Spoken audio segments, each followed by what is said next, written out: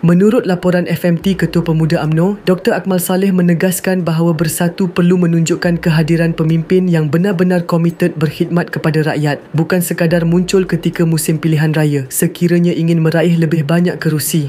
Beliau mengulas kenyataan Setiausaha Agung Bersatu Azmin Ali yang menyuarakan keyakinan terhadap peluang parti itu di Melaka.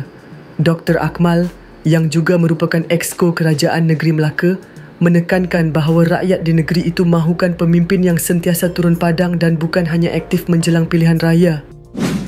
PRN Melaka dijangka tahun depan, rakyat nak cari pemimpin berkhidmat sepanjang masa, bukan hanya timbul ketika nak pilihan raya sahaja.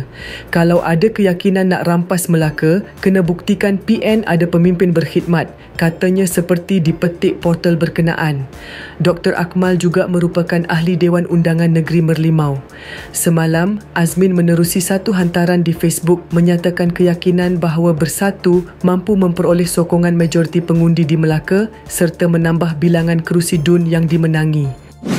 Beliau turut menyatakan bahawa berdasarkan analisis dan data keputusan pilihan raya umum ke-15, Bersatu berpotensi untuk memenangi lebih banyak kawasan Dewan Undangan Negeri dengan keputusan yang dilihat memberangsangkan. Untuk rekod, semasa pilihan raya Negeri Melaka pada 2021, Bersatu memenangi 2 kerusi menerusi Perikatan Nasional, masing-masing di Bemban yang dimenangi Dr. Muhammad Yadzil Yaakob dan Sungai Udang yang dimenangi Muhammad Alif Yusof.